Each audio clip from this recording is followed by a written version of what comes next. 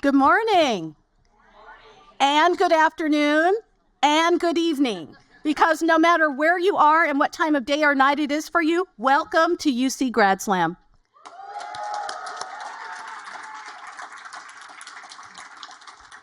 I'm Yvette Gullatt. I am the Vice President for Graduate and Undergraduate Affairs and the Vice Provost for Equity, Diversity, and Inclusion for the University of California. And that too. 180 seconds. That's it. That is the amount of time each student will have this morning to convey their complex and cutting-edge research in an engaging manner that is accessible to all. That's both the challenge and the fun of Grad Slam, because we also are always imagining what we could do to be that productive in 3 minutes. You should also know that every student here today is a winner, is a real, true champion. And I don't mean that in that touchy-feely, everybody gets a participation trophy way. What you should know is that each of the students presenting here today has already been proven to be outstanding by winning their campus-wide Grad Slam championship. So this is more than a competition or a contest. What today is really a showcase of UC innovation and graduate education. This year, all of the students who are in the system-wide finals are Ph.D. students, which gives me an opportunity to highlight that academic graduate education is the foundation of the University of California's status as a world-class research university. UC is the nation's leading public academic research system and is the research arm of the state of California. And our role in training the next generation of researchers is a centerpiece of our mission. UC produces the highly skilled and analytic professionals who drive the modern economy and help shape the world in countless ways. So I love that we get to showcase just a bit of what our students are up to and how their work impacts society. So whether you're watching online or you're here today at LinkedIn, we are so glad that you have decided to slam with us today. You will get to see the world of UC through the lens of graduate research education. So buckle up, because you are about to go on a journey and see firsthand the impressive array of impactful research taking place across the university. I hope you are as excited as I am to get started. And so with that, I have the pleasure of bringing on the person who will do that very thing, and that is President Michael V. Drake. Let me say a little bit about him before he comes up. Dr. Michael V. Drake was appointed the 21st president of the University of California in August 2020. He oversees the UC's world-renowned system of 10 campuses, 5 medical centers, 3 nationally affiliated labs, more than 280,000 students, and 230,000 faculty and staff. Dr. Drake previously served as the president of The Ohio State University from 2014 through 2020. Prior to OSU, he served in several roles at the University of California, including 9 years as the chancellor of UC Irvine and 5 years as the system-wide vice president of health affairs.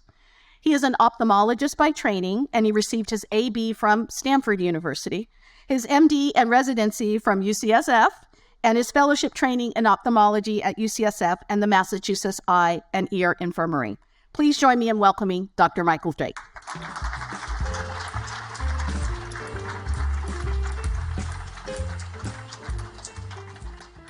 I feel like I should be Wink Martindale or something. Great to see everybody this morning, and thank you very much for that, Yvette. Nice to see everyone. Nice, actually, to be with everyone.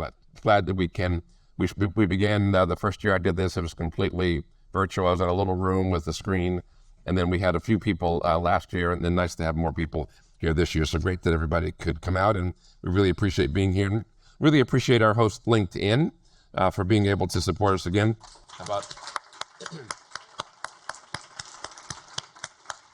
Round of applause, and we appreciate the partnership and other things with LinkedIn as well throughout the year. So thank you very much for that.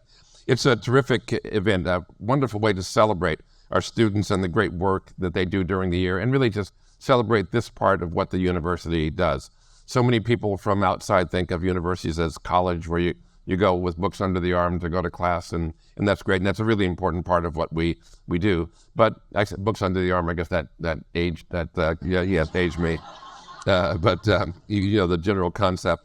But anyway, the fact that so much of what we do is in laboratories and in other places where we're doing creative things in the field, where we're doing creative work, that research is really a key to the University of California, what makes research universities like ours such exciting places to be. And it's wonderful to be able to have our graduate students here who participate in this and have really worked in competition to show that they can be among the very best. So it's wonderful to be here and to do this event, and looking forward to hearing from all of them.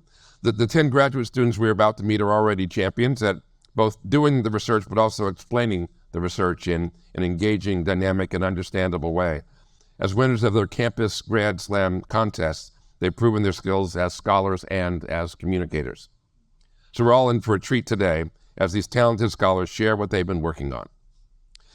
Now, though, we should meet our judges, and we have an distinguished and esteemed panel of judges.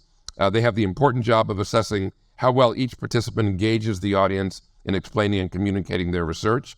I'm going to ask each of the judges to briefly introduce themselves and tell us a little bit about themselves in our in-person event and for our in-person and our virtual audience. So let's begin maybe with you, Susan Cochran. So, hello everybody, I'm Susan Cochran. I am chair of the Academic Senate at the UC this year, and in my other real job, I am a professor of epidemiology and statistics at UCLA Fielding School of Public Health. My area of research is on the ways in which discrimination and marginalization harm the health of individuals, primarily racial ethnic minorities, sexual and gender minorities, and women.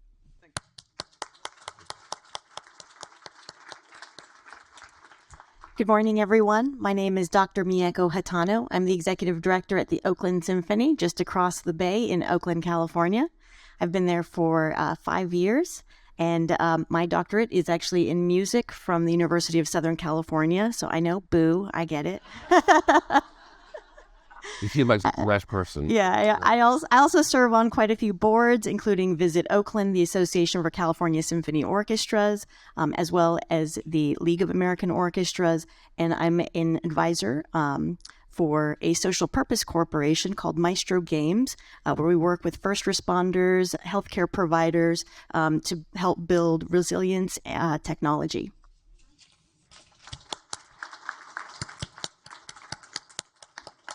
Good morning. My name is Sergio. I'm a senior at Gateway High School, and I plan on attending UC Davis as a first generation. I plan on studying biochemistry and molecular science and hope to become a pediatrician.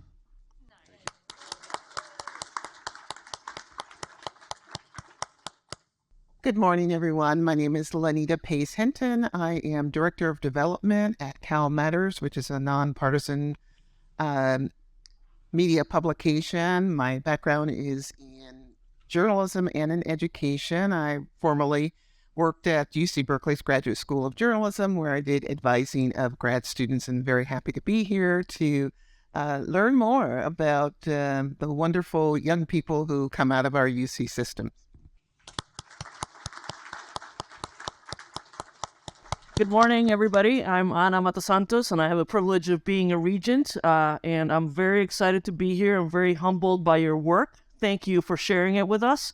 Thank you for the fact that we will leave here more informed than we came in, and I will be learning also around your presentation skills and covering a lot of material in 3 minutes, so pretty exciting. In terms of background, was 25 years with state government in a variety of different jobs, liking to solve big problems and do the best I can to avert chaos and do good things from time to time.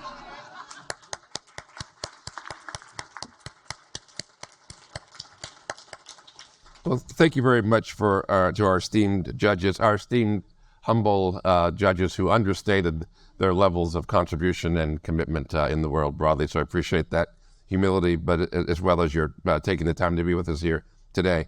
So I appreciate it very much. There's one more very special group of people who are doing judging today, and that is really all of you. In addition to the winners selected by the panel of judges, we will also give out a People's Choice Award. There'll be a little dance competition. No, it's there's a People's Choice Award that will be determined on your votes. So after today's presentations have concluded, we will provide instructions on how you can vote online for your favorite presenter. So make sure to keep track of the talks you like the best, and we look forward to that. And now, without further ado, we'd like to move on to Grad Slam. The research these graduate students will talk about today represents years of hard work. From wherever you are, please give each of our contestants a warm welcome as they come on stage. And now, let's begin with our first contestant. I'd like to welcome Aneelman Brar to the stage. Aneelman from UC Merced. Aneelman.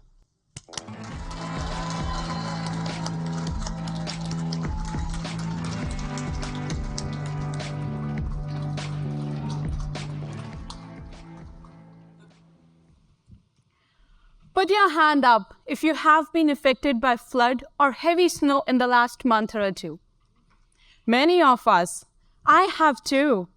This extreme weather transition is because of global warming that has taken place over many years in the world.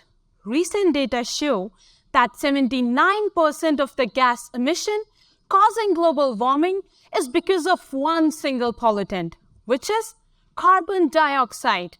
We really need to take care of this big contribution of carbon dioxide. Why? Because it traps the heat and influences the Earth's atmosphere, resulting in floods and rain. But question is how? From Greta Thunberg to Paris Accord, everyone is trying to do their bit to change climate and reduce greenhouse emission. In the affiliated group at UC Merced, I'm focused on recycling carbon dioxide. Yes, you heard me right. Recycling. In simple terms, I'm creating a circular process in which I capture carbon dioxide and convert it into valuable products and fuel. So what would you see if you were in lab with me? To test, I take frozen carbon dioxide and react it with chemicals, yielding captured carbon dioxide. Then I convert this into valuable products by passing electricity through it. One new product, which is formic acid, is used in our everyday life. It is an active ingredient in your perfumes or lime scale removers to clean your bathroom showers. Now, I'm not the only one working on this problem in the world, but I do believe that my method beats the traditional methods in many ways. Firstly, I don't need specialized trucks or pipeline network for transportation. Second, I don't need high temperature or pressure conditions to compress carbon dioxide and store it. Finally, my method needs no underground storage, eliminating the underground digging cost and the risk of leakage.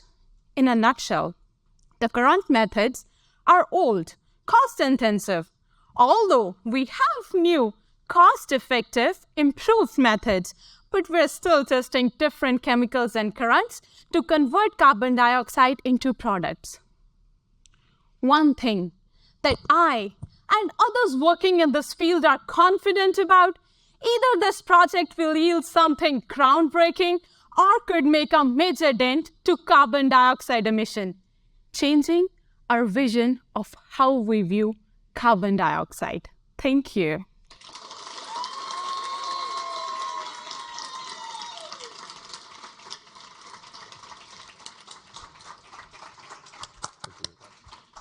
Thank you very much, Aneelman. And I have this this certificate for you that recognizes your participation here today, which is signed by me. Terrific. Thank you so much. Okay, great. And then I have a couple of questions that. Wow. Okay. Really? No, we grade you on the scale, so this is great. So just a few things, though, that we would like to do to get to know you a little bit. So what sparked, very interesting project, though, by the way. Thank you. And I think we'll go from air pollution to perfume. I like that as a move forward. But what sparked your interest in organic chemistry? Well, it takes me back to my childhood, I think. So every time I see something happening around me, like bubbles coming out of the cold drink bottle or like surfactant cleaning our clothes, I was like, wait, how is this happening? And why is this happening? And I think that drove me to research, and I can get answers. Okay, this is the linkage that's happening in chemistry and is actually cleaning the dirt from my clothes. Great. Terrific. You were like a 3-year-old, right? Saying, Mom. That's great to know. And when you were first practicing your presentation, who was the first person you trusted as your first audience? Oh, well, that's really a good question. I think I trusted my partner Mouat with that. So the reason is that he's very critique about it. So I know like he wouldn't go soft on me. He'll be like, you're not doing this right.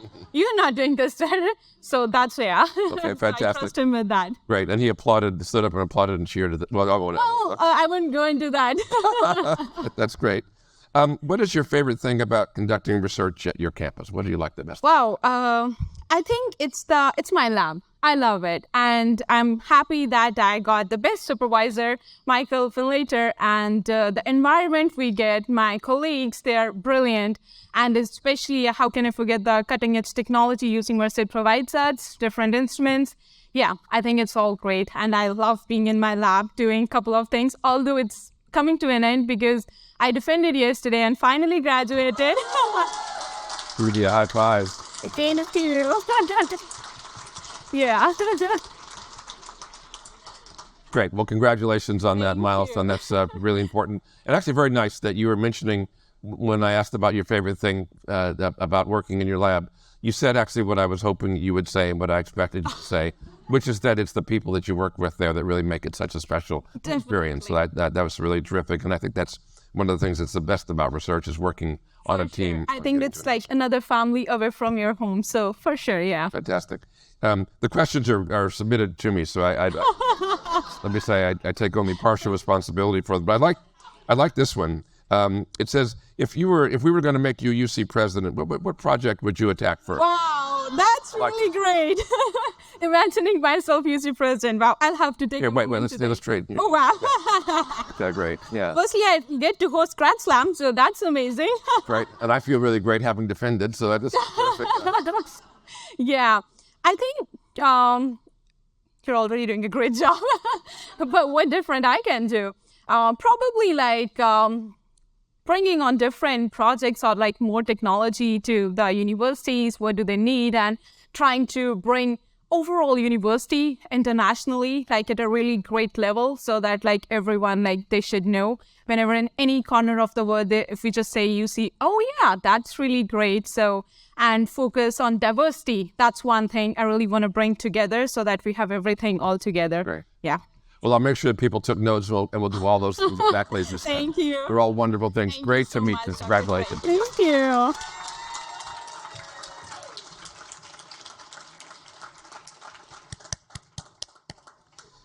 And now I'd like to thank you very much, Aneelman, Drake. Great. And now I'd like to welcome our second contestant to the stage. This is Muhammad Twaha Ibrahim from UC Irvine.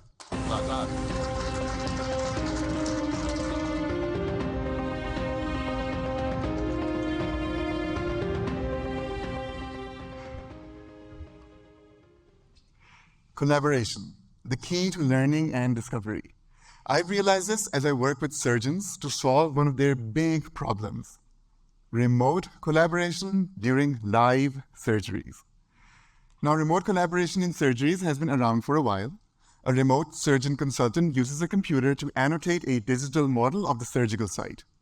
These annotations mark blood vessels, incision lines, and so on, and they're displayed to the surgical team in the OR in real time. The problem is how they're displayed in the OR. So initially, they were just put up on a monitor for everyone to see, but surgeons would get distracted glancing between the patient and the monitor. So then they experimented with VR headsets and smart glasses, but they didn't like those either. Headsets are bulky, uncomfortable, and make surgeons feel disconnected from patients. They're also exclusive. Only the person wearing a device sees the annotations. But for a surgery to be successful, the entire OR team has to see them. So, according to them, the ideal solution displays this information directly on the surgical site and is visible to everyone without headsets. So, in collaboration with surgeons, I researched and designed a system that uses projectors to illuminate the surgical site with the annotations directly. This way, they're visible to everyone and without headsets. Now, it looks really cool, but it's incredibly hard. You see, projectors are meant for flat surfaces, but a 3D surface like the human body distorts the projection. Also, the projector has no idea where the site is located to align the projection with it. So to address these challenges, I used a camera, and I wrote the code for computer vision algorithms, which give me the shape and the position of the site in real time. With the shape, my algorithms automatically adjust the projection to remove any distortion. And with the position, they align it perfectly with the site, even while it moves. Finally, surgeons were really happy with this approach at conferences because it lets them collaborate with their remote peers in an immersive and intuitive way. And even though this is just the beginning, they're really excited about the potential of this approach, especially as a tool for remote surgical training. So imagine a surgeon in California annotates on a tablet, which illuminates the patient all the way in Australia for students to see and learn from directly. My research can let surgeons all over the world collaborate with each other. And I'm curious to find out what they learn and discover as they roll up their sleeves for some lights, camera, surgery. Thank you.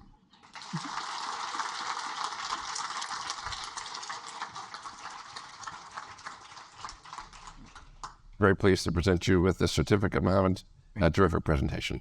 We'll take a picture. Great. Thank you. We have a moment to get to know you a little bit, so if we may, but I appreciate that. First, what was your favorite thing? What are your favorite things to do when you're not doing research? I like to bake. Paint. Bake.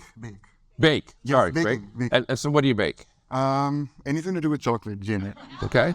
Great. Oh, yeah. So I'm a chocoholic. Chocolate heated. Great. Sounds good. Sounds good. Two good things. And when you were growing up, when you were a kid, what did you want to be when you were growing up? So, okay, in my mind, I thought I wanted to be a scientist or something. My father was an inspiration for that. But I always thought they're wearing white lab coats and working with test tubes and whatnot. I didn't know what becoming an actual scientist would really be like. So, a scientist. Great. So you're a scientist. That's great. So it's A computer scientist. That's right. No, for sure. And we consider computer scientists to be scientists, so it's a good thing. Yeah, we're broad and inclusive. What is your favorite thing about conducting research at UC Irvine? Well, I would say it's my lab. People at my lab, my advisor, they're always there, to help out, to provide assistance and to provide ideas if ever I'm stuck. It's a very collaborative sort of lab that we have, and I really enjoy working there. That's my favorite part of my research, just getting to share ideas. And then, of course, when it works, that is the best part. It is important for sure. And for you talked about the project you did today and how there are multiple iterations. What is the value of being able to explain complex research? How do you feel about that? I think so. One challenge that I have experienced actually with my research is actually explaining it to people because it's very hard to visualize, projectors and what's the big deal about them? You can actually use them for a lot more than PowerPoint slides. So I think being able to communicate clearly, and this is something that I'm really grateful to Grad Slam for, it sort of forces you to really focus on the core of your research and explain it in a way that everybody can understand. So, yeah. And what are the next steps now with the project? Where you have it to the place that it is now, what comes next? So a lot of things, but I would say there's a long way to go. Right now, for example, we want to make it a bit more user-friendly. Right now I'm using one projector. We want to use multiple projectors so that we can illuminate it properly. So that's probably what comes next. Yeah. Okay, great. And you mentioned UC Irvine, where you're doing the research. Things that you like to do in the community, like when you're off campus. You like to bake. Appreciate that. Yeah. Other things that you do, like in the area. In the area, well, at least on campus, I've been a few years ago. I was part of the GIC, which is the Graduate Interconnect Program. So they pair current graduate students with incoming international graduate students and help them sort of acclimate to the new environment and ease their transition into the U.S. into the new life. So I was part of that, and that was a very rewarding experience. You get to connect with people from all over the world and just help them get a head start. Fantastic. Well, let me say, Zat, congratulations. Great. Great.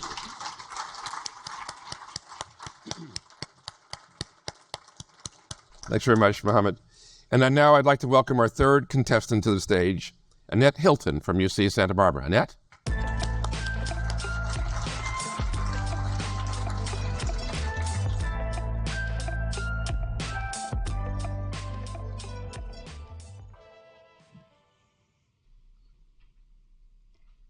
Did you drink water today? If the answer is yes, and you drank that water from anywhere in the United States, there's a 50% chance that water came from underground.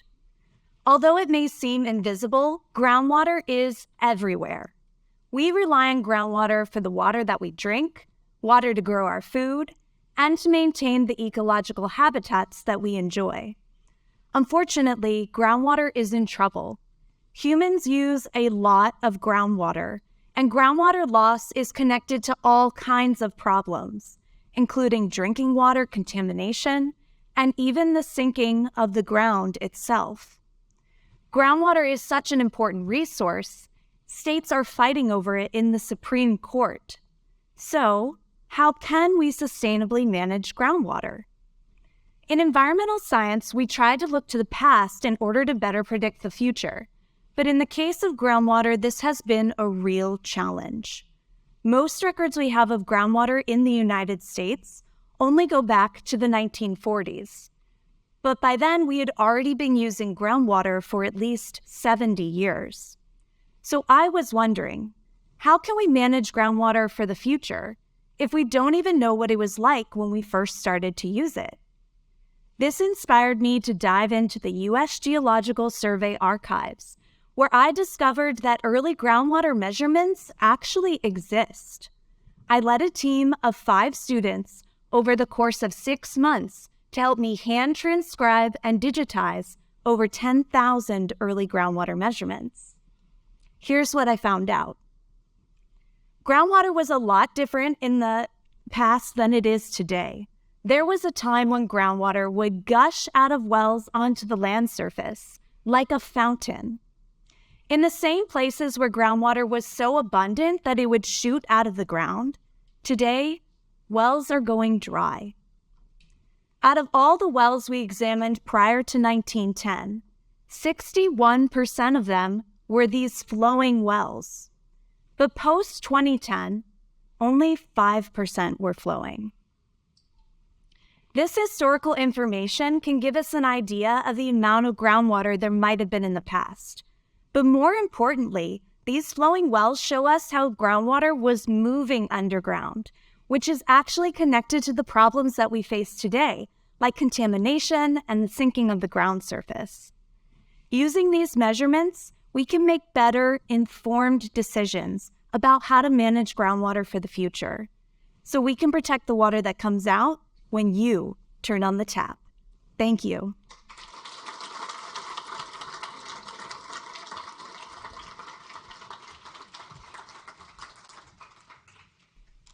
Thank you, Annette. A work of art for the wall. Here, there we go. I'm pleased to present this certificate to you. I appreciated hearing the talk, and thank you very much. And I noticed I was looking at the map of where the wells were, and I was looking at Central California and thinking about the vernal pools that were part of the architecture and the growth around UC Merced, and how the vernal pools are pretty rare. Although this summer, in fact, I think there were lakes and things that appeared that hadn't been there for a while. But I'm curious about the concept of recharging the aquifer, and how should we do that, and how would we go about doing that? Would it be a good thing, and how might we do it if it is? That's a great question, and I'm really primed to answer this question because I was just on a water tour of the Central Valley last week, so I saw some of this in person, and there is a lot of managed aquifer recharge, that's what it's called, going on in California. Fortunately, with this incredible hydrologic year, there's a lot of water that we want to save, and kind of extra bonus water almost, that the state is working to make sure it gets on land to possibly recharge the groundwater system. Great. Very interesting. It was interesting to see as we drove through the valley, different places where the water was sitting there wondering what to do. And so I'm glad that someone has a plan for it. Also, if any of you have driven around, it's really beautifully bright and green this time of year, and longer and more than we see in many, many years, so that's great. We want to get to know something about you. So what is something that your graduate advisor doesn't know about you? My graduate advisor, Dr. Scott Giuseco, just giving him a little shout out. He might not know that I write a lot of poetry, and I really enjoy that. Great. And you write poetry about, what subjects do you tend to write about? They have to do with mindfulness and nature. Okay, two good things. I believe in both. That's great. You're finishing your program. How much more time do you have before you finish the program? Just curious. So students in my program usually take around 5 or 6 years, and I'm approaching finishing my 4th year. So we're looking at the countdown of 2 or less. Okay, that's fantastic. Congratulations, day by day. And then what do you think of doing next? What comes next after you finish? Oh, that's such a good question. I don't know. I'm really excited by a lot of opportunities in the future, and we'll see what I pursue. Fantastic. And I understand that you're a lover of tea. What particular types do you like, and how do you prepare it? Okay, so and where did the tea love come from? I should ask. Yes, as well. yes. Thank you for asking about that. Tea love has always been there, but I lived in Santa Cruz for a little while, and I worked at a tea house that specializes in pu'er tea, which is a brown aged and fermented tea. It's very calming, really beautiful. So, yes, exactly.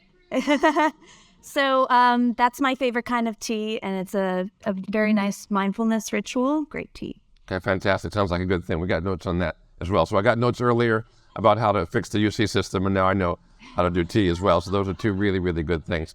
Really appreciate the work that you're doing. Think that it's really important. Appreciate your presentation. Great to meet you. Congratulations.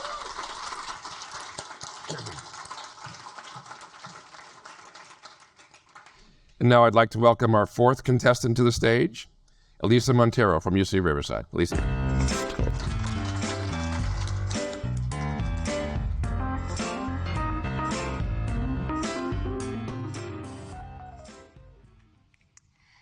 Think back to your time in school. There were some kids in class who tended to receive more negative attention than others, right? We all knew those kids. Maybe some of us were those kids, or maybe some of us are raising those kids right now. An educator once said to me, school really isn't built for some kids. This was a pivotal moment for me when I realized the traditional classroom setting with one teacher, 30 students, the same lesson, and the same instructions inherently cannot be designed to support every student because we all have different needs. I'm Elissa, and as a graduate student in school psychology, I work primarily with kids whose parents or teachers have noticed that the way school is currently built just doesn't support them well. Many of these kids tend to struggle with time management, organization strategies. They struggle with wiggling their bodies and their seats.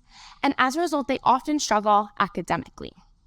A common thread in these scenarios is the use of something called executive functioning. Executive function skills are critical for success in school. They help kids to organize, meet deadlines, do their homework, direct their attention, stop themselves from doing things like calling out or leaving their seats.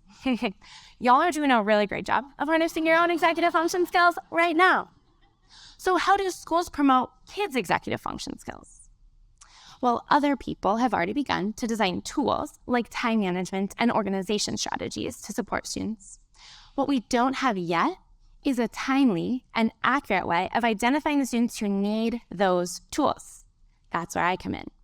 My dissertation will identify students with executive function challenges by employing an executive function screening system to be delivered prior to middle school. Because we all know the transition to middle school can be rough with more classes, more teachers, more deadlines, and higher expectations for independence.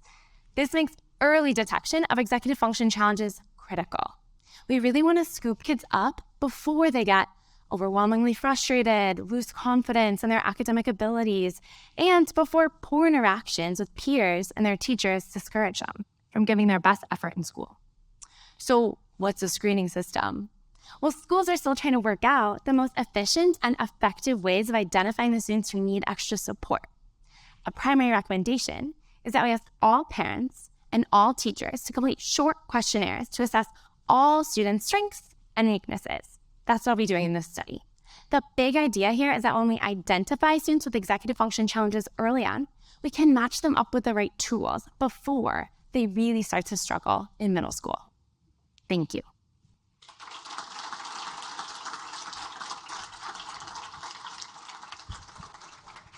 Thank you, Elissa. Congratulations. Appreciated hearing about your work. Thanks. And how did you get interested in this work in the first place? What drew you to this particular field of study? Yeah, so as you might have noticed, I'm the only one in education. So happy to represent. Shout out School of Education at UCR. I've always really loved school, and from a really young age, I was interested in the students who had a harder time at school, especially behaviorally. So all of this kind of interest started in predicting childhood behaviors to support kids in school so that they can access it. Great. And how would you say, if you would looked at your pathway moving forward, if there are other undergrads or people even in high school who are interested in education, how would you advise them if they wanted to pursue a field such as yours? Yeah, I think I've seen a lot of different types of schools. They're all different. I can remember my first time I ever sat in a special education classroom. It was actually in high school.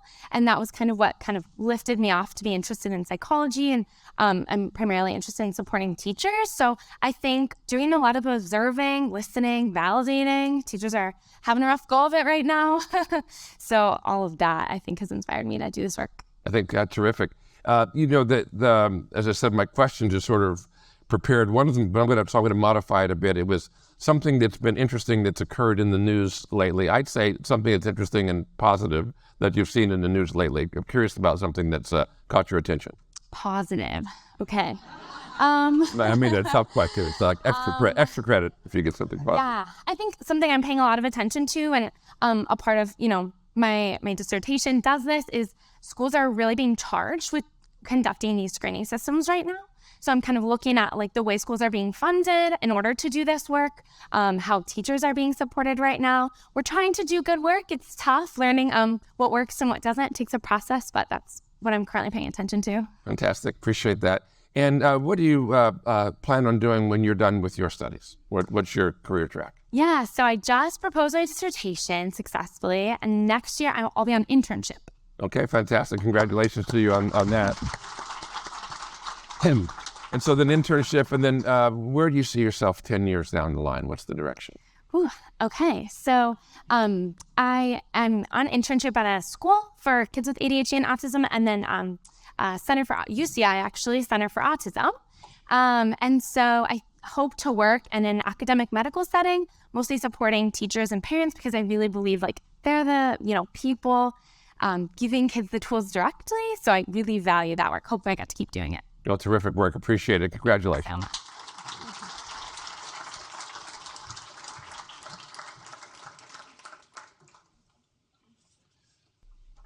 And now it's time to welcome our fifth contestant to the stage, Tsai from UCLA. Brandon?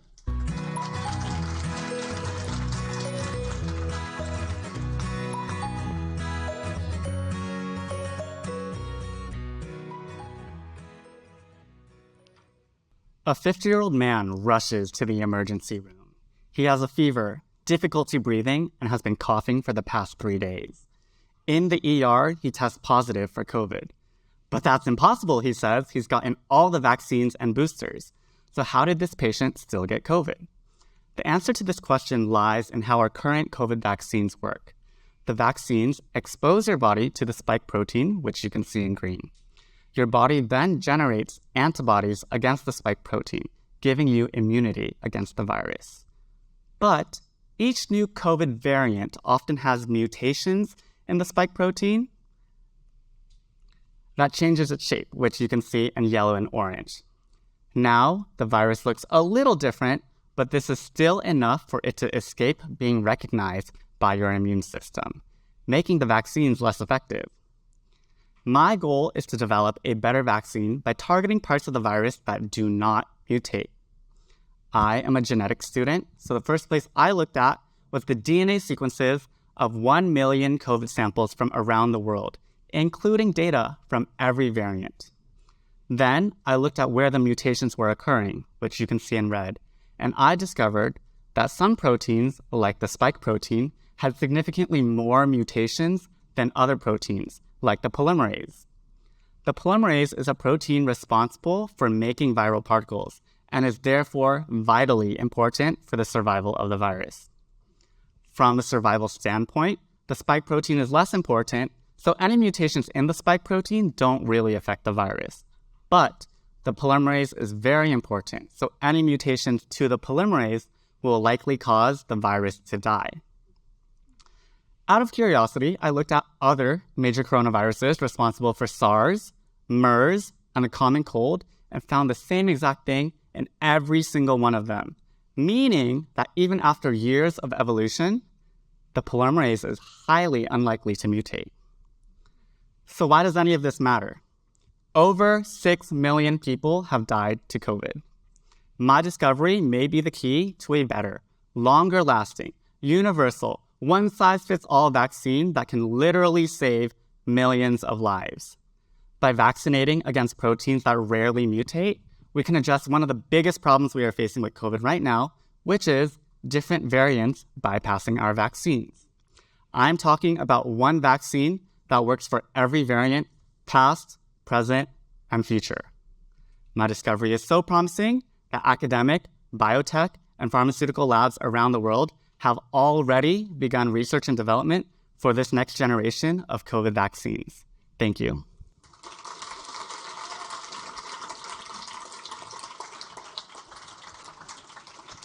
Thank you, Brandon. Congratulations. Thank you so much. Sure.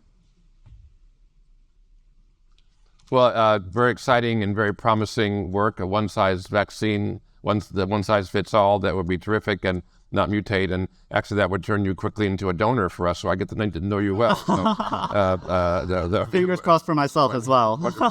Be wonderful work, and you can help support things moving forward. But I appreciate that very much. What interested you in this work in the first place? How did you get interested in this? Yeah, so 10 years ago when I started COVID research, just kidding. So when COVID became a thing, right, we didn't know anything about it. And I think that's what makes scientific research one of the most interesting fields to be in, because you get to research things that you know nothing about. And so not only is it intellectually stimulating, you can make discoveries that can potentially help improve the world, right? Like, I do this because I'm passionate and motivated that, my work can make a difference in the world. And so this was I hate to say great opportunity because it was a tragedy, really. But research-wise, it was a good opportunity to tackle on a problem that was really important to the world. And yeah, new discoveries is what makes science exciting. And when you were a child growing up, what did you want to be? What was your direction and thoughts? So I have been interested in science for a very long time. But I actually did not apply to UCLA as a biology major and didn't really think I would, do science as a career. But I did a research internship at UCI between high school and college, and I just absolutely fell in love with the idea that my work would be able to do some positive, good things for the world. At the time, I was looking at obesity, and we all know obesity is a big problem in the world right now. And I just fell in love with the idea that I could discover something that could help improve the world, and I have never looked back since. Great. The broad field, you mentioned excitement about science. Are there any discoveries recently in science, aside from your work, that have been inspiring to you? What's something that's happened that... So genetic engineering is something that's been really groundbreaking recently. We have some stellar researchers at UCLA who can...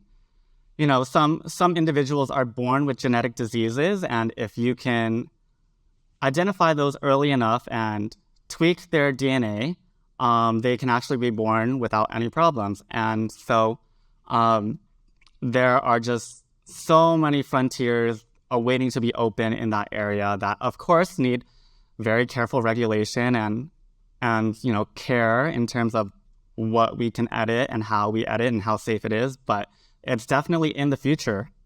Gene editing is something that we're thinking about quite a lot broadly across the university, and I appreciate that. So last question. Let's say you to wake up one morning and magically you're the head of the Office of Science and Technology for the White House, and you were going to do something... Fingers crossed. But you're going to do something to help science education broadly across the country. What might you... Yeah, so in terms of science education, I think a lot of young individuals go to their science class thinking, oh, this is another class that I have to go to. It's mandatory. They don't really see the application of the things that they're learning in the class have any application in the real world, right? So I study genetics, and one way that I teach genetics is I use the example of Rapunzel from Disney's Tangled. And I said, a real world application of this is Rapunzel doesn't know who her mom is, and you can do genetic testing to find out if it's the queen or Mother Gothel. And then, some kids will be like, oh, that's silly, Disney. But other kids will be like, oh yeah, you can use DNA to do things like that. And it makes that link to the real world. And I think getting kids early on and making them realize that science is something that governs our world in our everyday lives is super important. Well, and sometimes they're uncomfortable surprises as well. Anyway, great to appreciate it. Thank you.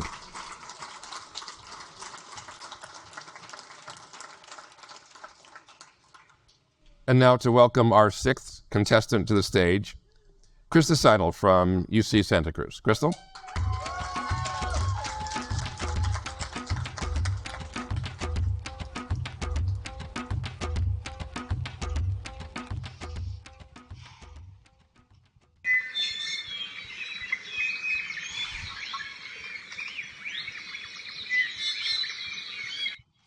That was the sound of a Hawaiian forest. The cacophony of birdsong was once so loud that it said the first Hawaiians heard the islands before they saw the islands. Now, this is the sound of many forests in Hawaii today.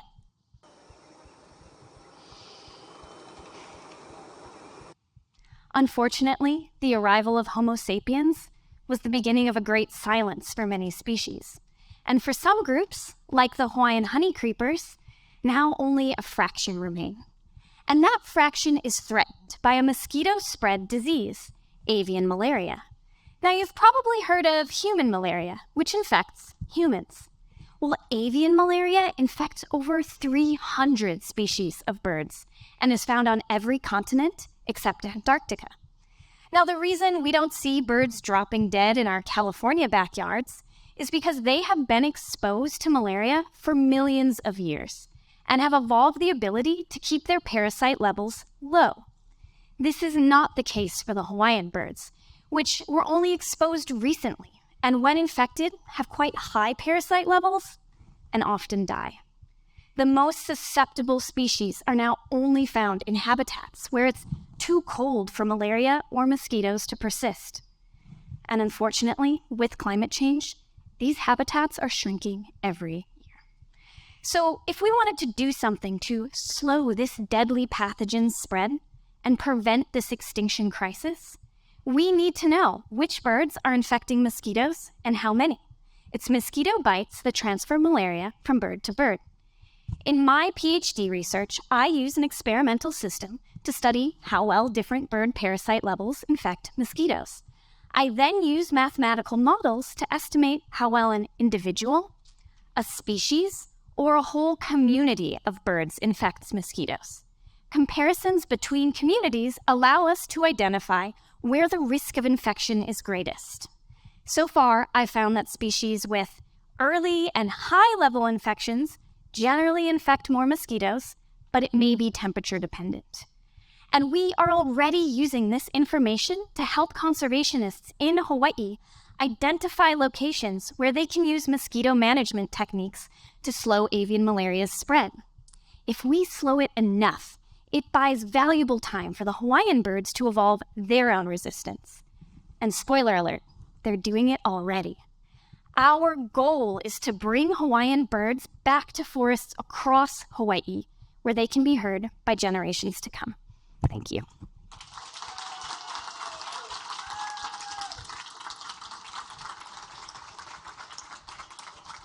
Thank you, Christa. Congratulations. There we go. That's for you. Thank you. I appreciated the beautiful music played at the beginning of your presentation. You're an infectious disease researcher, and I was reading today that the WHO has declared that we're in a new phase of the COVID pandemic, declaring the pandemic part of it over as we're moving toward a new phase. If you look back at the world response from your perspective as an infectious disease researcher, what things would you think we might do differently? This is a very loaded question. Our lab did a lot of COVID work myself, I found that I tried to stay out of it a little bit because, for example, malaria got far less funding and attention during the COVID pandemic, and it resulted in an increase in malaria deaths across the world. So basically, I think what we could have done differently, I won't profess to be an expert on COVID, but it would be great to have more faith in and listen to the scientists who are working really hard to help advise our public health measures. Great. I do appreciate that, and think that would have been quite useful. Was there a moment in your graduate studies? Graduate studies take a long time, and where are you in that progression, that sequence? Yeah, I'm finishing really soon. This is the end of my 5th year, and I'm soon to begin working with a conservation project in Hawaii to implement mosquito control to prevent this extinction crisis. So. That sounds terrific. Were there times along the way when you thought it was going to be difficult to get through, and how did you confront and deal with this? I'm sure every graduate student deals with this at some point in the trajectory of your I mean, I'm really passionate about what I work on, and so just remembering that there's an end goal in sight, I think was really inspiring. And I do a lot of outside activities. I'm pretty athletic, so Santa Cruz is a gorgeous campus, and we always had the opportunity to, play in the water, in the ocean, to go mountain biking, and so that really refreshed me when I was having challenging times. Very good thing to do. And when you were growing up, what did you think you wanted to be as you were looking at your future? David Attenborough or Indiana Jones. And what you decided, in fact, it seems to do both. And I think that's great. Fantastic to meet you. Congratulations. Appreciate the work. Thank you.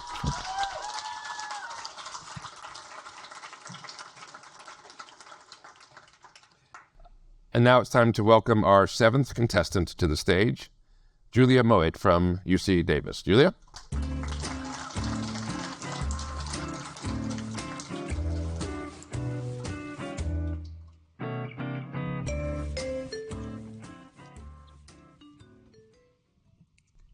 Picture your grandparents. What do you know about them? Their lives before you were born? Where did they live? What were their jobs? What kinds of foods did they eat? Maybe you don't know the answers to a lot of these questions, and that's okay. I don't either. But research has shown that the lives of our grandparents can affect our health today. So maybe your grandmother smoked a pack a day, or your grandfather worked in a power plant and was exposed to high levels of pollution. Maybe your grandmother took certain medications during pregnancy, or your grandfather lived solely on burgers and whiskey. These types of social factors, lifestyle choices, and environmental exposures can increase the risk for certain diseases in you, their grandchild. In particular, researchers have found that grandmaternal cigarette smoking may increase risk for autism in the grandchild. The question of my research is, how does that happen? To understand what we think is going on, picture your grandmother back when she was pregnant. Your grandmother is shown here in blue, and the fetus in yellow will someday become your parent. But there's actually already a 3rd generation present. See these green cells inside the yellow fetus? Those will eventually become the sperm or the egg that will create you. And that's really important because inside each of those green cells, there is DNA, shown here in gray. And on top of the DNA sit these molecules, shown in black, that act as switches to turn certain genes on or off. These have sometimes been referred to as the ghosts in our genes. And cigarette smoke can cause these ghosts to move around or increase or decrease in number, inappropriately turning important genes on or off permanently. And because researchers have seen this connection with autism, we think the genes being affected are those related to how our brains develop. And so to research this, I am using DNA samples from individuals with autism, and I'm examining the patterns of these ghosts on their DNA, and then comparing those patterns to the smoking habits of their grandmothers. And this type of research is still in its infancy, but I think it could have implications far beyond cigarette smoke and autism in our quest to understand multi-generational risk as well as resilience. And so as we all take this time to reflect back on our grandparents and the lives that they led, let us also think about our own lives and consider that our actions today could impact generations to come. Thank you.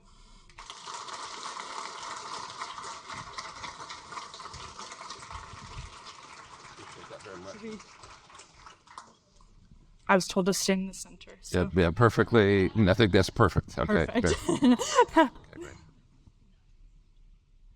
Thank you. Thanks very much. Appreciate your presentation. And what sparked your interest in this kind of research? Yeah, I was really interested in understanding how environmental and social factors can interact with our genetics to impact health, because I'm really interested in just how everything in the world connects together and everything affects one another. And especially the multi-generational idea, because, we know that our built environment and the natural environment affect us all, but it affects generations of families and communities who are exposed to higher levels of pollutants or have a lot of stress in their lives due to factors like racism. And I was just really interested in how generations of people and communities are affected by the world around us and how that can interact with our biology, with our DNA, to impact our health. I just found that really fascinating, all those different interactions. I find that interesting as well. As you were talking, and maybe you can help me with this, my grandmother's long gone, but how can I get her to stop smoking? That's a good question. Yes, I would love to be able to answer that. I think my own grandmother ate a lot of raw steak, for example, and I don't know that was great for her or me. But,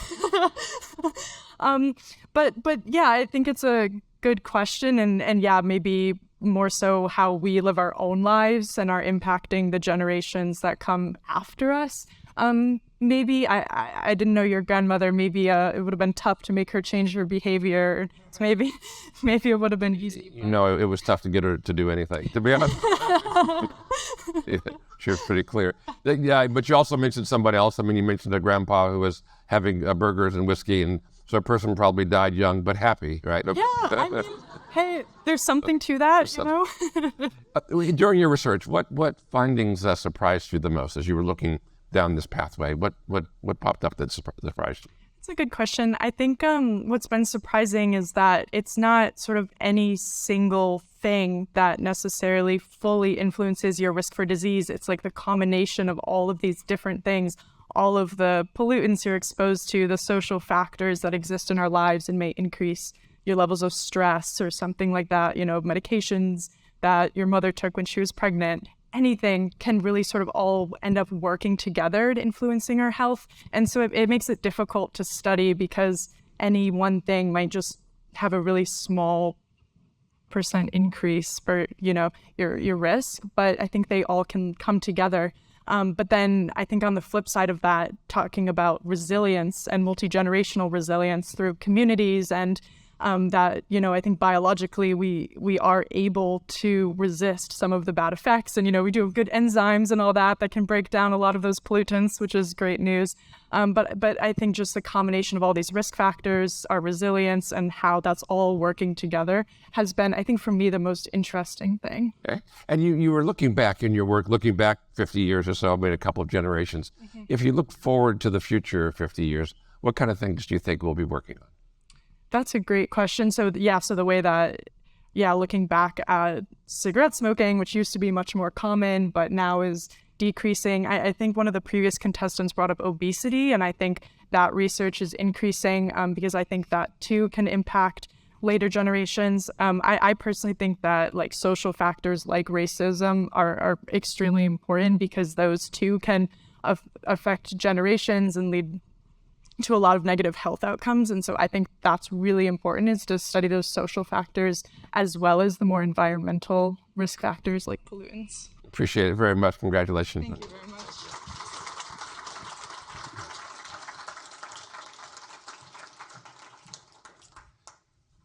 I'm one card shy.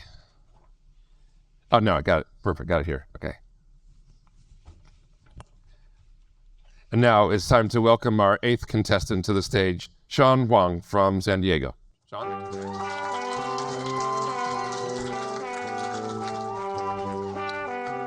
was going to say Wayne, but I said... Have you ever tried using a foreign language that you're still working on to communicate, but find yourself struggling to deliver your thoughts fluently? As a language learner myself, I've had a bunch of these experiences, and I gotta say, I did not like them. And I believe a lot of people out here share the same frustration. Hello everyone, my name is Sean, and today I'm here to present to you a solution to that frustration and a research I did with Dr. Yuting Liu on soliloquizing. Before coming to UCSD, I was an English language teacher back in Taiwan. Through teaching, I realized that my students did not get to practice their English speaking skills under the Taiwanese teaching curriculum. So I helped them find ways to self-practice. I found studies suggesting that by talking to yourself in your target language, such as English, in a psychologically safe environment such as your home, your speaking skills in that language can be improved. Now, this self-training technique for a foreign language was coined the soliloquizing technique. And I know the word soliloquizing sounds a bit unfamiliar, but it simply means to talk to yourself. And the core value of this technique also resonates with the soliloquy in theater, in which a prolonged and structured conversation, self-conversation, is carried out. Now, despite this technique sounded very interesting and helpful, previous studies had not yet provided solid guidelines nor empirical evidence that supports it. So, I looked into it.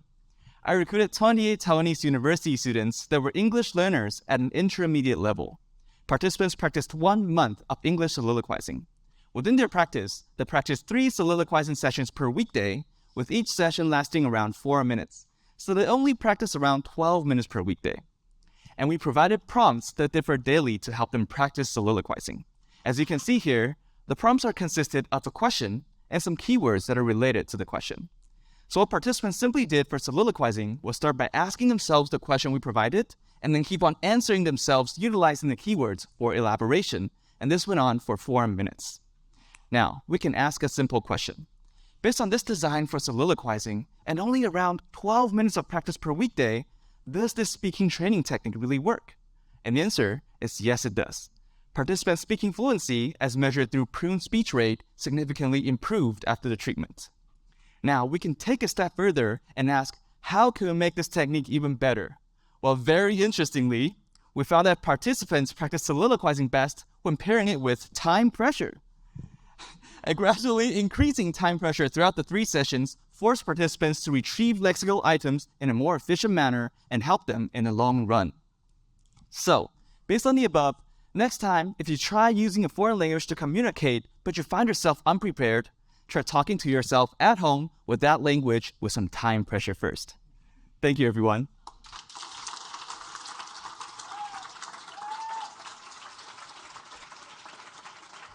Thank you, Sean. Terrific. Here we go. Nice. And we should look at this. Look at that guy there with the phone that he can't talk on, right? Oh, I'm sorry, camera. Forgive me. Maybe a chance to learn a little bit about yourself. Your presentation focused on ways that we can learn new skills. I'd love to learn a new skill that you've acquired any time over the recent past. Well, I'm in San Diego, so I picked up surfing, and it's really fun. I'm a beginner. I'm still surfing that Wavestorm, those beginner boards. But yeah, it's still a really fun time in San Diego. Scripps Pier from UCSD is really nice. And we see you talking to yourself out there on the when you're. Oh yeah, I was like, right? Yes, soliloquizing all the way, and I'm like, using a foreign language to practice. Okay, really, really important. Can you tell us something surprising that you learned during the course of your research? Well, I would say it's a lot of stuff that is related to paralinguistic stuff. So, for example, how our participants use disfluencies in their speech, and how these disfluencies actually shed light on how people kind of gain speaking fluency. Because we have a lot of stuff like uhs and ums in our speech, and a lot of discourse markers like and well, and these stuff kind of some people have used these as indicators of a person speaking fluency, and it's sometimes good to look into these because it helps us explore like how they gain fluency in some sense. And you're saying that like the more of those things you use, the less. Those. A fun thing to do. I saw this years ago is to speak and then have what you say transcribed exactly and literally. Mm-hmm. And well, maybe this is me. You look like an idiot. Whatever to say, the sentences have no structure and there are all kinds of things thrown in, and it's amazing the the discipline it takes to speak in sentences with punctuation and the whole bit. It's crazy how people speak, how we're able to form all these crazy communications just in that split second. It's amazing. Just for fun, if you could meet anyone who has ever lived, the question actually was written as if you can meet anyone dead or alive, who would it be?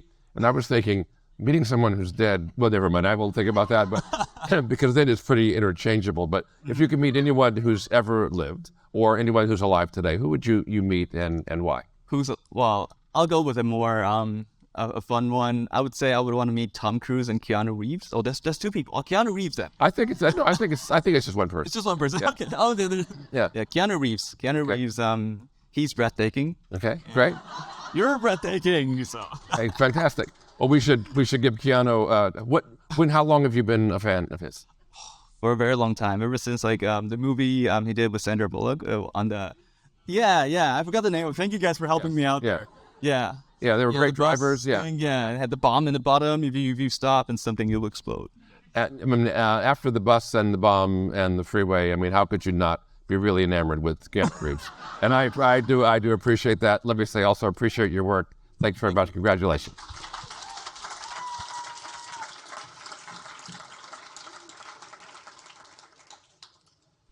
And now it's time to meet our 9th contestant. Let me welcome to the stage Deepa Rajan from UC San Francisco. Deepa?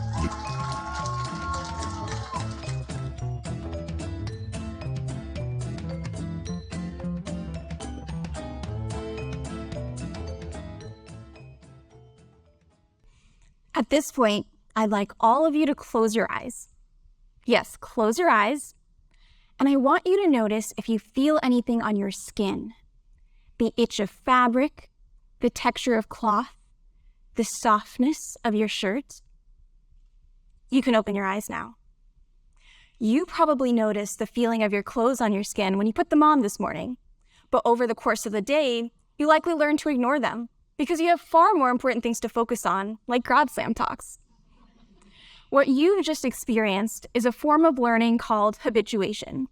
Habituation is a decrease in response after repeated stimulation. But the thing is, you have a brain with 86 billion neurons to help you with this feat of learning. And I'm interested in how even a single cell is capable of the same type of learning, despite not having a brain. So now let me introduce the charismatic Stentor ceruleus, a single-celled organism that is also capable of habituation.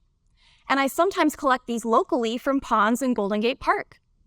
So when the stentor get a tap in the pond, they contract from the extended state in the first image to a ball-like state in the second image. This is an escape response from predators. However, when they get repeated taps, such as from harmless ripples in the pond, they actually learn to ignore it, and they remain extended. So my research focuses on the following question: how does this cell even learn without a brain? To answer this question, I use a device we built in the lab to tap the cells over and over, probably much to their annoyance, and I analyze their contraction patterns. What I found is that each cell undergoes a single stark switch from a naive state in which the cell is mostly contracting to a learned state in which the cell is mostly extended, sort of like a eureka moment for each single cell. I also explored the molecules involved in this process by treating these cells with drugs, and I found that stentor might learn using molecules that are similar to those involved in human short-term memory, probably the molecules that you use to habituate to your clothes this morning. So by studying habituation at the level of a single cell, we can get a more fundamental cellular understanding of human disorders of habituation like OCD and ADHD. We can also learn more about the origins of learning and intelligence across different life forms. So the next time you put on your clothes in the morning and learn to ignore them over the course of the day, give a nod to Stentor for showing us you don't even need a brain to be smart. Thank you.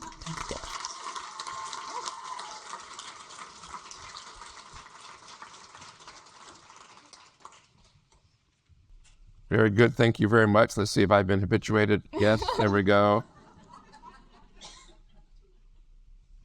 Terrific. Appreciate your work. What did you want to be when you grew up? We asked some of the other contestants today. When you were a child growing up, what did you think you wanted to do? That's a good question that my parents always asked. I could never decide. I wanted to be a scientist, a writer, and a musician all at once, and it was very hard to decide. I know this because I've kept journals since I was 5. And so I actually, when I was 5, I used to draw pictures of bugs I would find and bring them home. I would bring home a bunch of roly-polies from school to my parents' house, and they were pleased about that. But so I loved science from the very beginning. I especially loved being outside and just looking at different critters. I had a spider club, and and then I also never really let go of music or writing as well. So I am a scientist now, but my science inspires my writing, and my music inspires my science sometimes. So tell me more about your music. What do you do for music? I play the violin. I'm part of the San Francisco Civic Orchestra, and I also love to just busk and play on the streets. It's been a part of my life also since I was 5. Great. So you, in fact, became a musician, a scientist, and a writer, so that's a good thing. So, and then where are you in your training trajectory, and what comes next, and what do you think you're going to be doing in the future? Wow, great questions that my thesis committee always asks me. Sound like your parents and your thesis. Yeah. Yeah. So I'm an MD Ph.D. student. So I've done 2 years of med school, and I'm in the middle of my graduate training right now. And what I would really love to do in the future is one day run my own lab so I can study more crazy organisms like stentor, which, by the way, I actually brought with me samples of live stentor if anyone wants to see afterwards. I was told I was not allowed to pass it around during my presentation, otherwise I would have, but they're really amazing. It'd be interesting to introduce them to your spider club and see. No, never mind. They might all become one. What interested you in UCSF, and how's that experience been? Well, to be honest, I hated it when I first moved here. And where'd you move from? Well, I was living in India immediately before I came to UCSF, but I was at Vanderbilt before then. So what drew me to UCSF at first was because I attended a talk at UCSF where the speaker described it as the Florence of our times. It's a place where there's a confluence of science, technology, arts, anything you could possibly imagine to do. There are the resources to do it here in the Bay Area. And that's what I found to be true. I mean, the reason I hated it when I first moved here is because I didn't know anyone in a 100-mile radius. And it was also close to the start of the pandemic, so it was really hard to build that community. But I always feel that home is not the place, it's the people. And that's certainly what I found at UCSF, so I love it here now. Great. Well, I'm glad that everything morphed into, that you didn't get habituated to the unhappiness, and that everything morphed into love, which is a great thing. Yes. Wonderful to meet you. Congratulations. Thank you very much.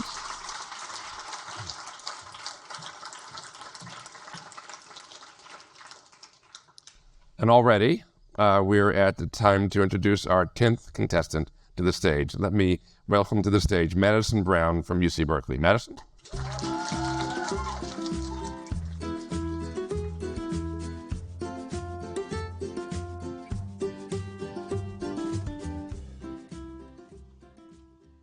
Have you heard that light may help treat Alzheimer's disease? Here's how it works. A healthy brain takes in information, like hearing me speak, and processes it so that you can understand what I'm saying. It's all about electricity. All information is electrically transmitted within the brain via specialized cells called neurons, shown here as blue dots. They talk to each other within a network, and a specific group of these neurons are involved in helping us remember. They do this by communicating with each other, using 40 electrical pulses per second. But in people with Alzheimer's, that timing is off.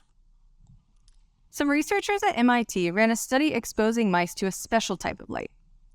This light source also pulses 40 times per second, but it appears like a strobe light. They found that this strobing light reduced the pathology of Alzheimer's in mice. This means that strobing lights could offer a non-invasive treatment for people with Alzheimer's. But the problem is, patients would have to be exposed to a strobe light. Could you imagine living like that? So, how can we solve this problem? I collaborated with a group of physicists who developed a new light that gets rid of the strobe problem. This light appears like a regular room light, but operates like a strobe light. My job was to test it on mice in a lab to see whether it reduces the effect of Alzheimer's. I took mice expressing an Alzheimer's gene and broke them into 3 groups. For an hour a day, the control group, shown here on top, was exposed to regular lighting, the second to strobe, and the third to our new non-strobing light. After a month, I tested the animal's memory. I placed them in a pool of water and trained them to use visual signs in a room to remember where to find an escape platform, shown here in orange. After a week of this training, I saw that mice in the control group were still having difficulty finding the platform. But the mice exposed to strobe and the ones exposed to non-strobing light took significantly less time to escape. This means that our light seems to slow down the loss of memory. When I examined the brains of these mice, I saw that the control animals have substantial buildup of the plaque that leads to memory loss. But there was slightly less plaque in the mice exposed to strobe and non-strobing light. This suggests that our light may reduce the pathology of Alzheimer's. My findings support that our non-strobing light therapy could offer a treatment for people with Alzheimer's. And the company I collaborate with is already running human trials. There is still a lot of work to be done, but eventually these new lights can be placed in nursing homes as a therapy. So, although researchers have been shooting in the dark to treat Alzheimer's for many years, turns out maybe all we needed was light. Thank you.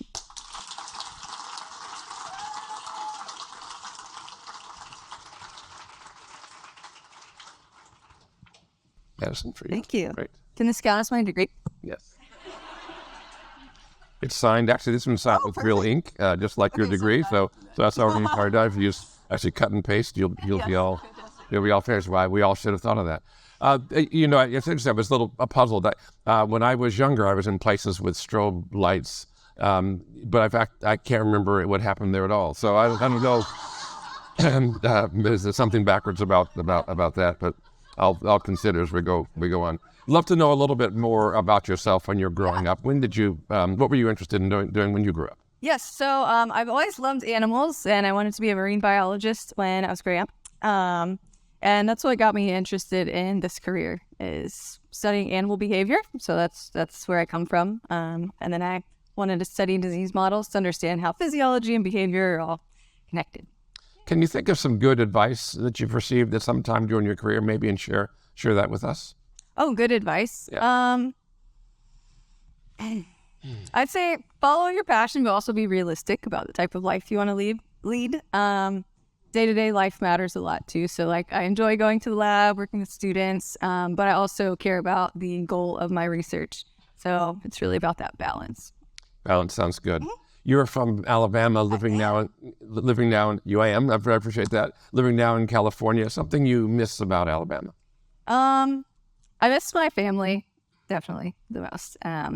It's a little slower paced there, which I like. So it was really hard to move out here because it was super different, but it's been a great experience. Great. And where are you in your journey? Where in your? I am hopefully in the last year. Okay, great. Ph.D. So. Great. So you came actually before the pandemic, roughly, yes. Right? And then had also a big change. How did you continue the research when the pandemic squeezed everything? Right. So I was working on some different projects, also related to light and circadian biology, but this opportunity came around summer after my first year. So that was when the pandemic started, and we were actually able to get back into the lab pretty quickly. So it was just focus, work with the mice, try to not talk to other people. Right. No, yeah. I understand, and it makes good sense and worked well. You're our last contestant, so you get to have a superpower. So what would that superpower be? Superpower? Teleportation. Okay, and where would you? So do you go from where to where? Besides traveling, I have friends and family all over the country, so I would love to be able to see them whenever I want.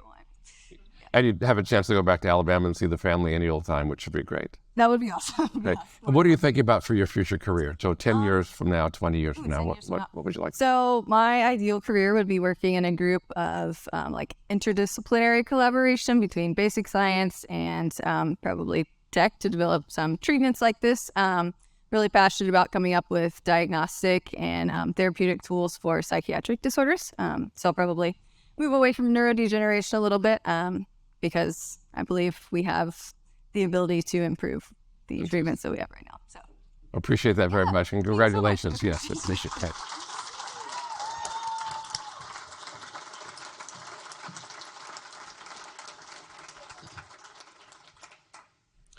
Maybe a round of applause for all of our presenters today. Good job.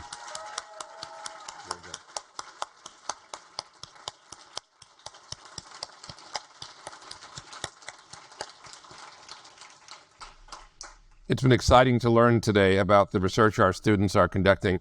Now I'd like to turn over the reins to someone who facilitates research across the University of California. Please welcome to the stage Theresa Maldonado, UC's Vice President of Research and Innovation. Theresa?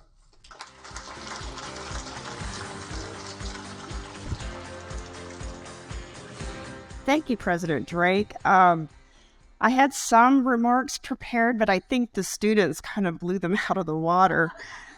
I'm very inspired by your projects. Thank you so much for those presentations. We heard from the microscopic level with genes to the expanse of the atmosphere, talking about CO2. And these students are about to finish, and in fact, one did. Dr. Brar, where are you sitting? Oh, congratulations. But what I want to emphasize more, it's not about what they're doing in their PhD work, but the process of earning the PhD.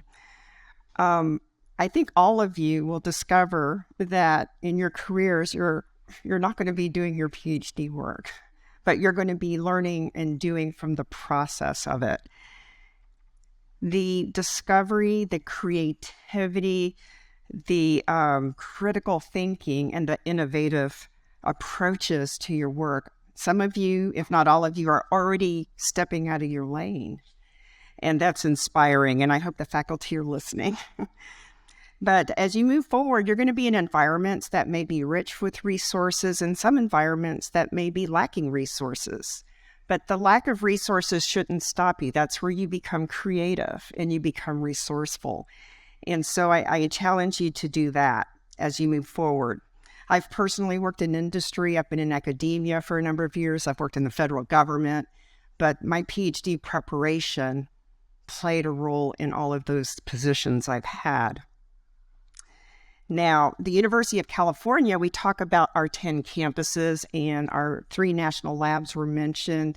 I'd also like to highlight our Agriculture and Natural Resources Division, which covers the entire state of California, and our Natural Reserve System, which represents the entire biodiversity of the state. So what I do in my role is I take these vast resources that we have, our assets, our expertise, our unique laboratories, and how do I pull them together to do something important? And that's what we're doing at this moment with our $100 million climate action funds, for example. And I'm inspired by the faculty coming out of their departments, coming out of their colleges, talking across the campuses and with the national labs and with ANR and NRS, and really thinking deeply about how we address climate. We have to think differently. We have to tap the lenses of our partners. Partnering is very important. Leveraging is very important. And I'm really looking forward to seeing the proposals that came in. Yesterday was the deadline for the bigger proposals. So to the students, I want to challenge you to continue to think differently. I can tell you are already. I want you to continue to step out of your lane. That's where you're going to see some interesting outcomes in your life. And stick your neck out a bit. You will always be questioned, especially by your peers in the department. You will always be challenged in your thinking. But never lose your core values as you move forward and just ignore the noise. I've had to do that throughout my career, and it's played well. But I want to conclude my remarks by highlighting on this lapel pin I have. It's one of the gifts from my National Science Foundation staff in my division. They gave it to me when I was leaving, along with some bottles of wine. But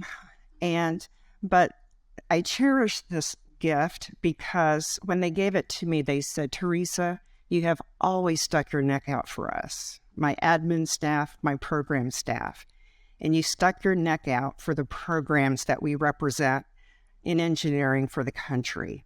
So I take a lot of pride in that. So I challenge you to keep sticking your neck out, and you're going to do great things. So now it's time to get everyone involved. So don't worry, I'm not going to call on anyone in particular, but we have 3 assignments. The first one is lunch. That one's easy. The second assignment is be sure to be back here at 1 o'clock sharp, because that's the award program. And the third assignment is very important at this moment. It's the People Choice Award, and to vote. So those of you here in this room and those watching live will have an opportunity to vote.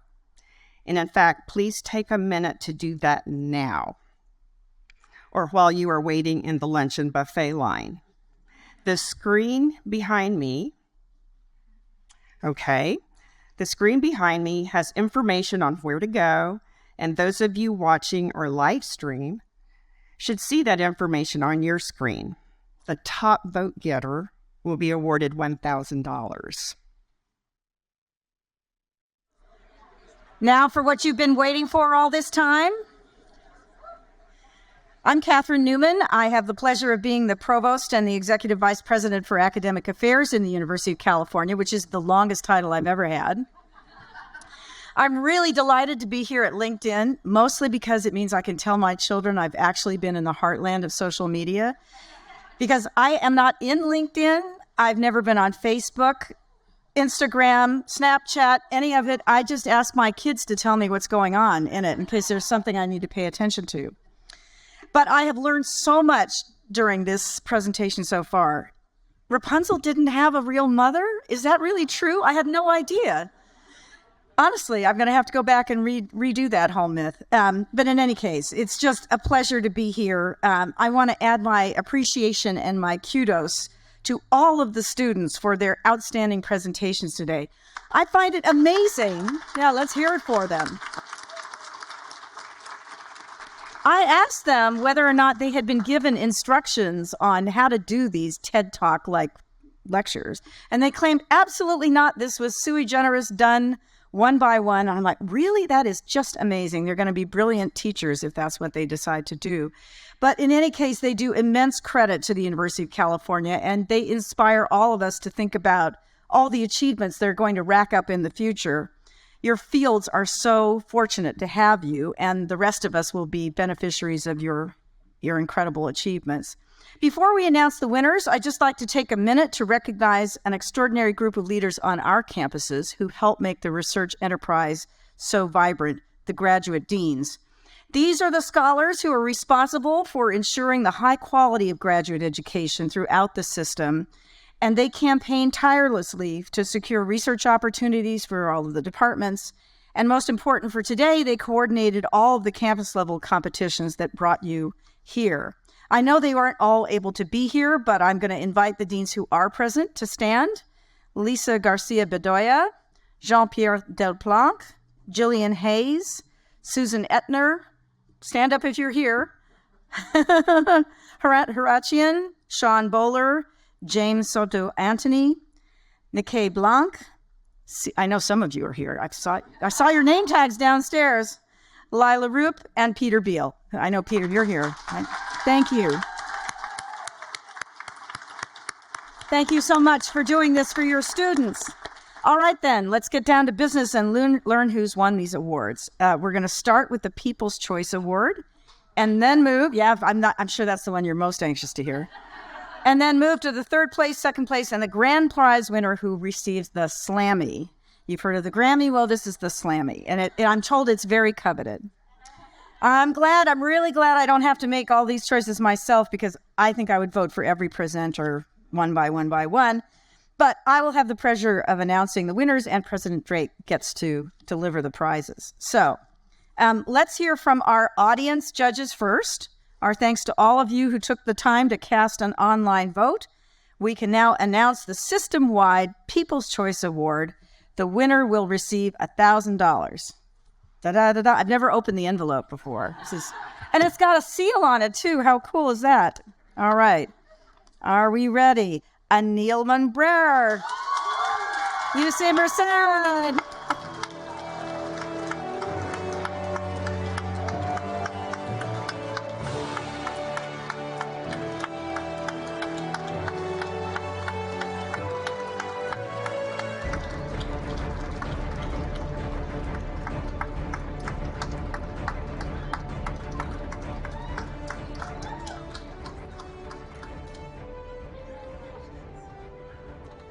Wow, what a deal. That's amazing. That's fantastic. Drum roll, please. Oh my God, we have a drum roll. All right, third place. Third place goes to the envelope, please. I've always wanted to say that. Come along there. Elissa Monteiro from UC Riverside.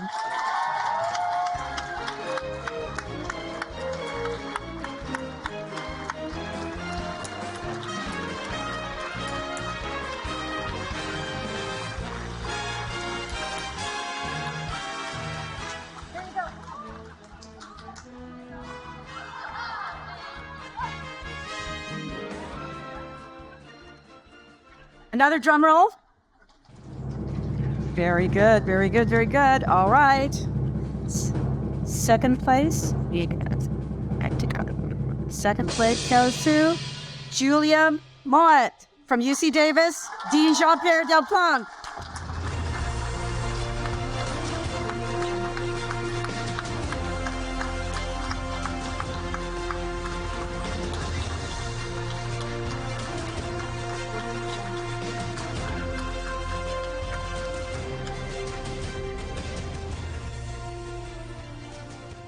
All right, buckle your seatbelts, adjust your tuxedos, because here is the moment we have all waited for, and it's a beautiful gold envelope. Wow, you can't beat that. The Slammy goes to Brandon Tsai from UCLA. And Susan Etner is his dean.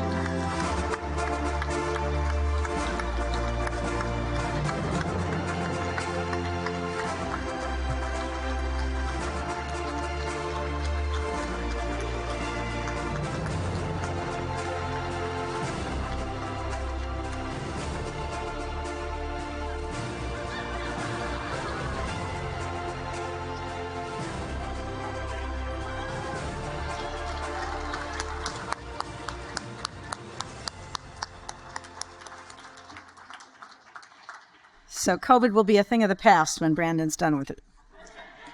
Because this is an annual competition and we want the deans to share in the yearly glory, we have a perpetual plaque. That's what this is called, a perpetual plaque, for the dean from UCLA, Susan Etner.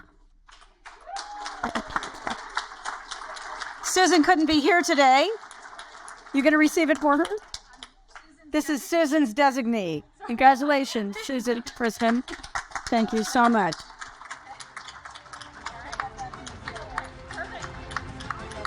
And you can take this too.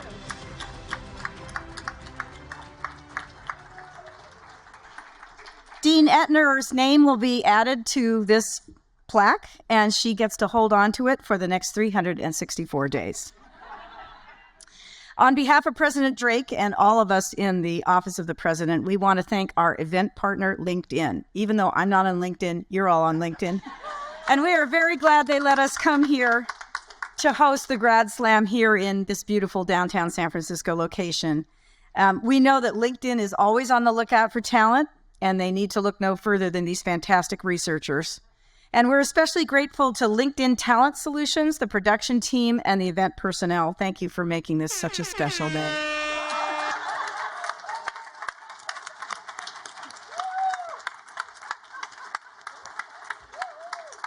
There are, of course, also many people in the university community who deserve our appreciation, too many of them to name.